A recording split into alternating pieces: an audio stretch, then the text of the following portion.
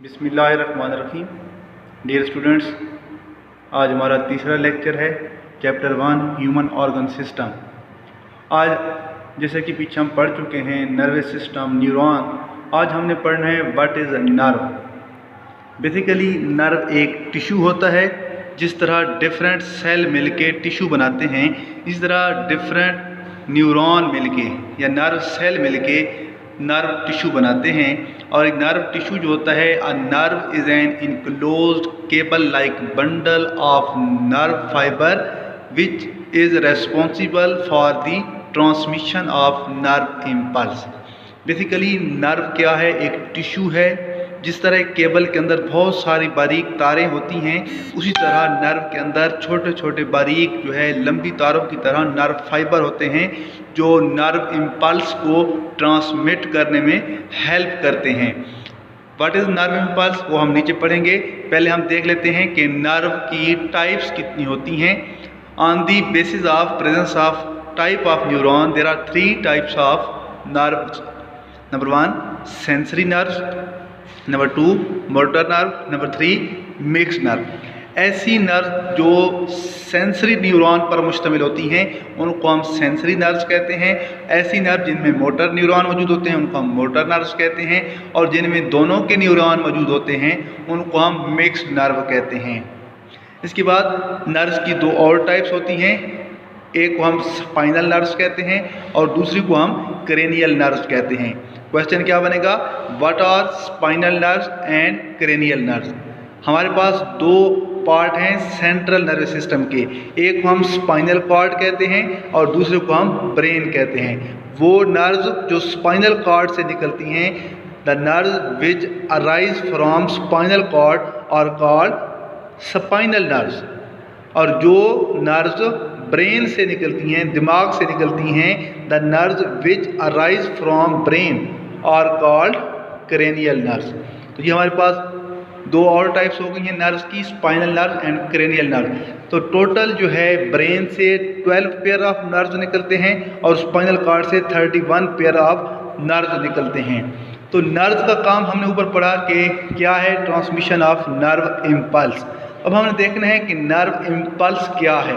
Basically nerve impulse एक simple message है जो ट्रांसमिट होता है रिसेप्टर से कोऑर्डिनेटर की तरफ और फिर कोऑर्डिनेटर से अफेक्टर की तरफ टू प्रोड्यूस अ रेस्पॉन्स।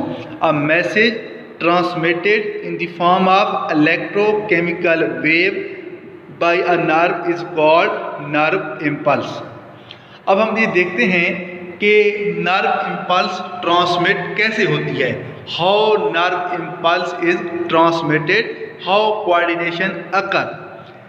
हम एग्जांपल लेते हैं कि when any body feel itching at any part of body. For example हम कहते हैं कि किसी भी शख्स के राइट एल्बो जो बाजू का हिस्सा है, दायां बाजू है, उसके एल्बो के ऊपर आपको खुजली महसूस होती है, खारिश महसूस होती है, राइट एल्बो के ऊपर इचिंग महसूस होती है। तो इसमें कोऑर्डिनेशन कैसे होगी, नर्व इम्पल्स कैसे ट्रांसमिट होगी, हमने कोऑर्डिनेशन के कंपोनेंट को देखते हुए हम इसको आगे बढ़ाते हैं। तो पहला कंपोनेंट है स्टिमुलस। तो इस एग्जांपल में जो इचिंग है, जो खारिश महसूस हो रही है, जो खुजली महसूस हो रही है, वो हमारा स्टिमुलस है। खारिश या खुजली वो क्या चीज़ है जो हमारी बॉडी के अंदर तब्दीली पैदा कर रही है।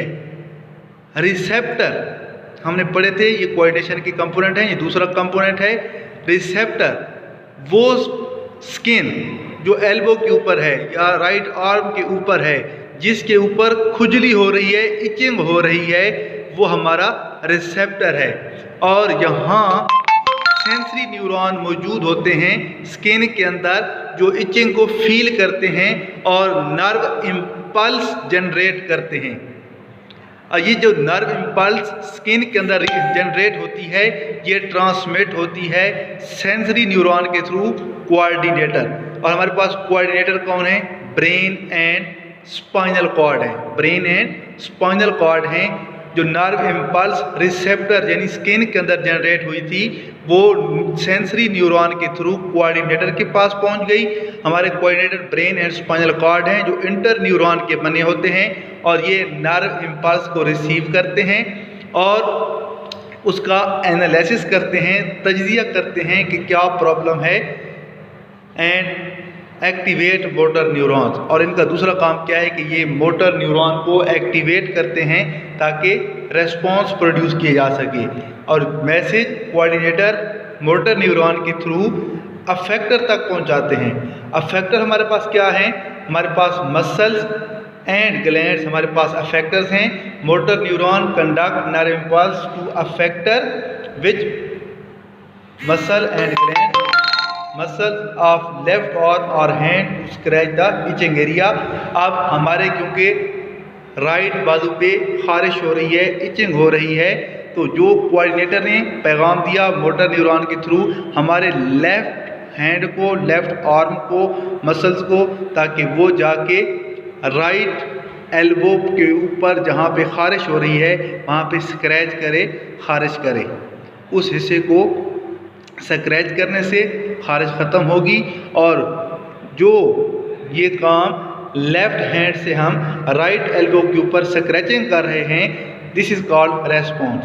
When left hand scratch the right elbow at itching area, that is called response. इस तरीके से ये कोऑर्डिनेशन का अमल मुकम्मल होता है। इस तरह एक नर्व इम्पल्स ट्रांसमिट होती है हमारे रिसेप्टर से अफेक्टर तक। रिसेप्टर में क्या होते हैं, हम रिपीट कर लेते हैं, सेंसरी न्यूरॉन होते हैं जो पैगाम लेके जाते हैं ब्रेन और स्पाइनल कॉर्ड की तरफ। ब्रेन और स्पाइनल कॉर्ड मोटर न्यूरॉन को ऑर्डर करते हैं और वो जाके अफेक्टर को ऑर्डर करते हैं और अफेक्टर जाके रिस्पॉन्स प्रोड्यूस करता है।